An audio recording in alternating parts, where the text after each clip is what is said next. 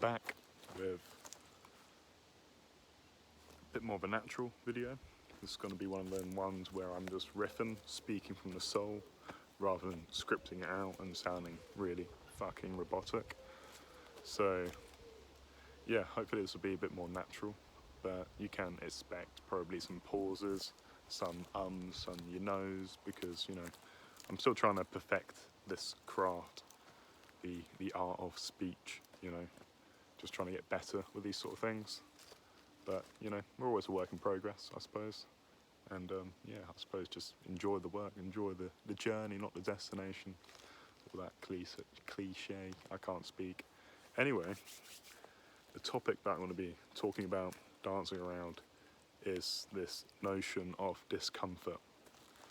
You know, we encounter discomfort in many places in our lives when we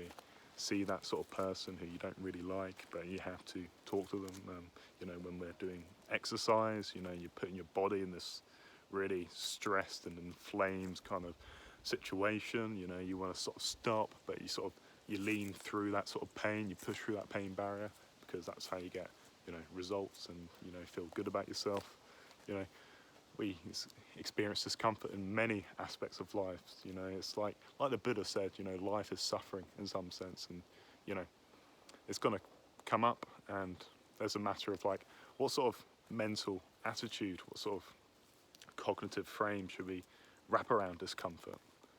And yeah, and that's a challenging kind of thing to propose, is sort of asking us to find, well, what sort of relationship do I want to cultivate with this sort of thing? You know, do I want to, you know, because, you know, I suppose there is this sort of intuitive reluctance to engage with discomfort. You know, it sort of arrives in our experience as this intrinsically aversive thing. You know, it sort of comes up and you're like, fuck, get away from me. You know, you want to push it away, you want to avoid it, and stay with what's safe, what's familiar, what's comfortable. But, you know, that act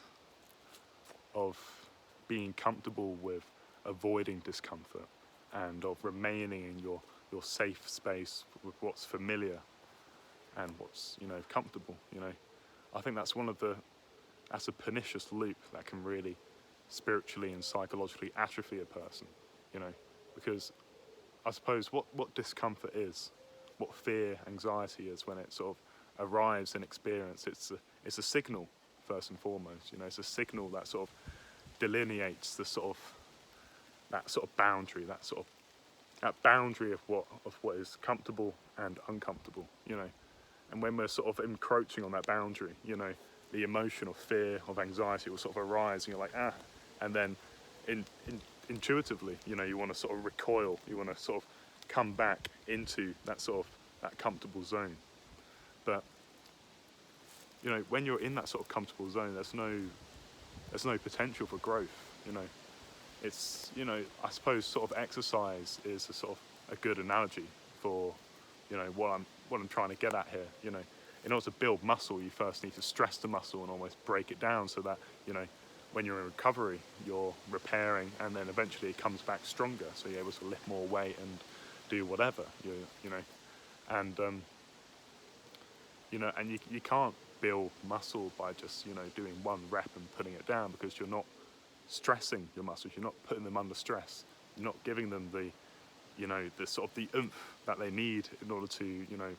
develop and evolve and adapt to the stress that you're putting them under. And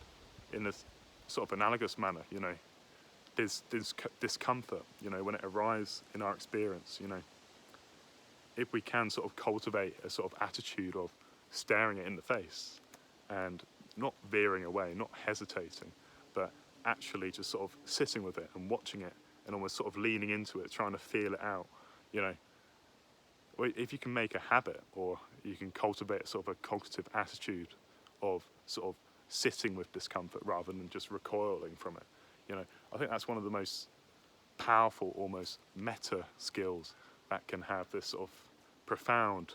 effect on just so many aspects of your life. You know, it gives you this real deep sense of agency that, you know, you can overcome stress and you can do hard things, you know. And the gratification, the sense of accomplishment, of drive that comes from, doing hard things is, there's nothing like it, and I guess that's why I sort of, making this sort of video. This is sort of a topic that, I think that, many of us can benefit from thinking about sort of what things in our life sort of habitually bring us discomfort. And it's obviously not an easy thing to do. It's by definition difficult.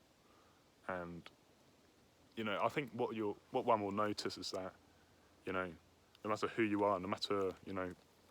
whatever your tolerance for discomfort is, we will always have that sort of that sphere of what's comfortable and the boundary of, which delineates, where your limits are currently, And I guess sort of, no matter who you are, we're constantly in a process of sort of, when you're leaning into your fears, anxieties, what's making you uncomfortable, when you lean into it and sort of try to overcome and just sit with it and slowly become more comfortable being uncomfortable, that sphere of what is comfortable slowly expands, and you find yourself having more and more capabilities, greater, a deeper sense of agency, in the sense that you're able to do things which previously would have brought you, much more fear and anxiety. And consequently, you will find that, as you expand that bubble, what makes you uncomfortable now are going to be these totally new things which you couldn't even comprehend before. You couldn't even imagine attempting those sort of things. But